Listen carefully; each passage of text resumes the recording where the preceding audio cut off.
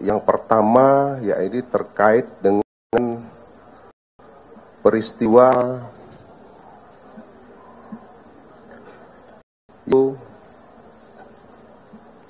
tentang penguasaan lahan parkir di RSUD Tangerang yang dilakukan oleh Ormas PP semenjak tahun 2017, di mana di dalam penguasaan lahan parkir tersebut Ormas PP mendapatkan keuntungan setiap harinya dengan cara menarik biaya parkir terhadap sepeda motor sebesar Rp3.000 dan untuk mobil sebesar Rp5.000.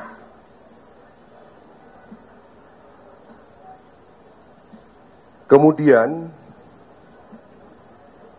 pada tahun 2022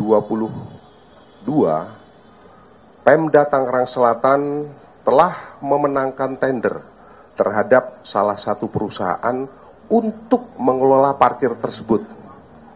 Namun perusahaan pemenang tender ini tidak bisa mengelola parkir di rumah sakit daerah Tangerang Selatan tersebut karena dihalang-halangi, diintimidasi, bahkan selalu terjadi bentrokan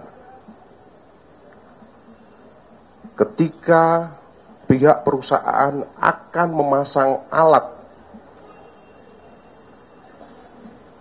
parkir ya, atau palang parkir atau gate otomatis, sehingga terjadi keributan.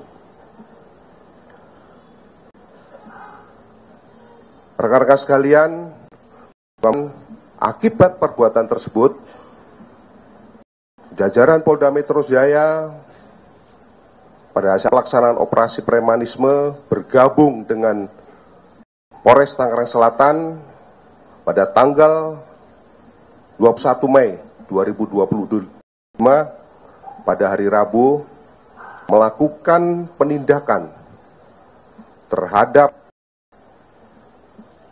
premanisme yang terjadi di rumah sakit daerah tersebut, yang terjadi di rumah sakit daerah Tangerang Selatan, di mana di dalam langkah penindakan tersebut berhasil mengamankan kurang lebih sebanyak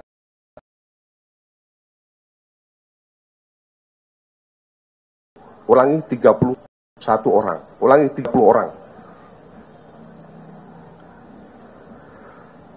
Selanjutnya pada kesempatan yang baik ini kami sampaikan kronologis kejadian penguasaan lahan daripada Ormas PP tersebut. Bahwa tahun 2017 Ormas PP telah menduduki lahan parkir milik RSUD Tangsel dan selalu mengutip biaya parkir kepada setiap kendaraan pengunjung yang masuk. Kemudian pada tahun 2023 vendor PT BCI yang ditetapkan sebagai mitra sewa terpilih berupaya untuk melakukan atau memasang daripada gate yang ada di areal RSUD tersebut. Kemudian PT BCI meminta kepada RSUD untuk membuat surat pemberitahuan kepada MPC PP agar tidak menguasai lahan parkir. Karena surat telah dikirim kepada Ketua MPC Tangerang tidak direspon, maka perwakilan PT BCI berinisiatif untuk menghampiri Ketua MPC Tangsel atas nama tersangka MR untuk meminta agar Ormas PP tidak lagi menguasai lahan parkir. Namun, tersangka MR mengatakan bahwa PP tidak mau meninggalkan lahan parkir di RSUD tersebut. Kemudian, pada bulan September 2023, PT BSI menunjuk tim kerja untuk memasang POS atau portal otomatis, dan pada saat akan melakukan pemasangan, tim pada saat bekerja mendapatkan intimidasi dari Ormas PP dengan cara mengancam akan membacok serta membakar mobil tim kerja yang berada di lokasi, sehingga tim kerja merasa takut dan tidak jadi melakukan pekerjaan. Keesokan harinya, BCI kembali memerintahkan tim kerja untuk melakukan pemasangan instalasi parkir. Namun, ternyata tim kerja kembali mendapatkan intimidasi dari Ormas PP berupa melakukan penganiayaan dengan cara menendang tim yang melakukan pekerjaan sehingga mereka atau pekerja merasa takut dan meninggalkan lokasi. Kemudian PT BCI melalui kuasa hukumnya pernah mengirimkan surat kepada Wali Kota Tangerang Selatan untuk meminta kejelasan tentang pengelolaan lahan parkir yang telah menjadi haknya secara legal. Kemudian pada tanggal 18 September 2023 diadakan rapat mediasi antara PT BCI dengan pengurus PP Tangsel di kantor Satpol PP Pemkot Tangsel. Namun hasilnya tersangka MR selaku ketua PP Tangsel tidak akan mau meninggalkan lokasi lahan parkir RSUD Tangsel. Melihat tidak adanya kejelasan untuk mendapatkan hak pengelolaan parkir RSUD Tangsel, maka PT BCI kembali memberanikan diri untuk menunjuk tim kerja berdasarkan surat perintah yang telah dikeluarkan oleh perusahaan tersebut untuk kembali memasang gate parkir di pintu keluar dan memasang jaringan ataupun instalasi. Namun kembali didatangi oleh Ormas PP dan melarang untuk menurunkan peralatan dari atas mobil. Meskipun demikian, tim tetap memaksa untuk melakukan pekerjaan, di mana saat baru membuat pondasi gate parkir dan mendirikan box serta palang parkir, tim terus mendapatkan intimidasi dari sejumlah anggota PP yang datang semakin banyak, dan tim terus mendapatkan intimidasi dan semakin beraksi berupa atau dalam bentuk dorongan, ancaman, dan tindak kekerasan yang dilakukan oleh kurang lebih dari 30 orang anggota Ormas. Bahkan palang gate yang sudah terpasang saat itu dirobohkan sampai membentur ke salah satu tim yang bekerja sehingga mengakibatkan terluka.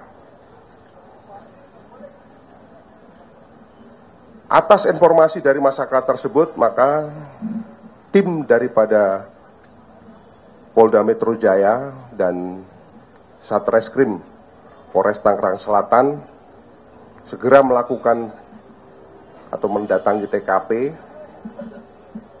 selanjutnya melakukan penindakan terhadap 30 orang yang berada di TKP, dan alhamdulillah kami sudah melakukan proses hukum terhadap 30 orang saat ini, dan kami sudah menetapkan tersangka terhadap Ketua PP Tangerang Selatan, dan saat ini yang bersangkutan masih dalam pengejaran dan kami tetapkan sebagai daftar pencarian orang. Ini kami tetapkan sebagai daftar pencarian orang. Ini adalah foto daripada Ketua PP Tangerang Selatan dengan inisial MZ. Ini adalah fotonya.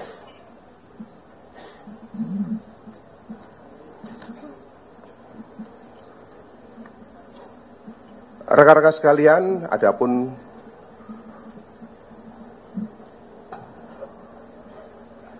perlu kami sampaikan bahwa di dalam pengelolaan lahan parkir selama ini oleh Ormas PP, ya, mulai dari tahun 2017 sampai kemarin tanggal 21 Mei 2025, kami kemarin membuat penghitungan rata-rata jumlah kendaraan di dalam satu hari jenis roda 2 itu berkisar sekitar 600 lebih dalam satu hari. Sedangkan untuk kendaraan roda 2 itu kami mencoba hitung dalam satu hari bisa lebih dari 170 kendaraan. Jadi dengan estimasi penarikan tiket sepeda motor apabila untuk roda 2 dengan tiket ditarik 3.000 dan roda 4 5.000, maka dalam satu hari kurang lebih bisa mendapatkan uang parkir lebih dari 2.700 atau hampir 2.800 rupiah. Sehingga di dalam satu hari, apabila kita akumulasi selama 1 tahun, ini bisa mencapai angka lebih dari 1 miliar. Dan ini sudah berlangsung dari tahun 2017.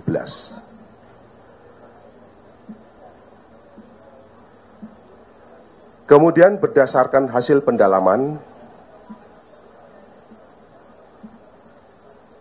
kalau kita hitung dari 2017 sampai sekarang, ya kurang lebih sudah dapat mungkin lebih dari 7 miliar lebih hasil yang diperoleh dari mengelola parkir di rumah sakit RSUD Tangsel. Kemudian hasil parkir tersebut dibagi mulai kepada dari anggota PP untuk membeli akomodasi kantor, kemudian saya memberikan iuran kepada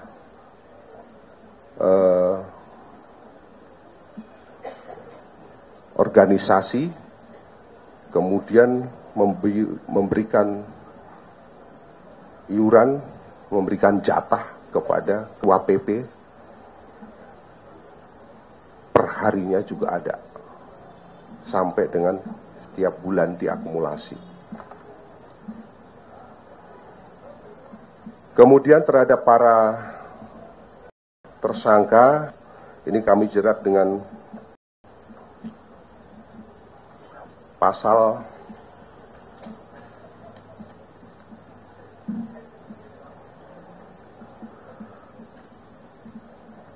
170 dengan ancaman 7 tahun, kemudian pasal 169 dengan ancaman 6 tahun, pasal 385 dengan ancaman 4 tahun, dan pasal 335 dengan pasal ancaman hukuman 1 tahun. Perlu kami sampaikan bahwa terhadap kasus ini dari Inspektor Daerah Tangerang Selatan telah melakukan penghitungan potensi kerugian terhadap mas daerah yang bisa atau utang yang seharusnya masuk ke kas daerah itu sudah dihitung dari Inspektorat Daerah itu kurang lebih harusnya bisa disetor ke kas daerah sekitar 5 miliar. Ini sebagai tambahan, ini kasus yang terjadi di Tangerang Selatan.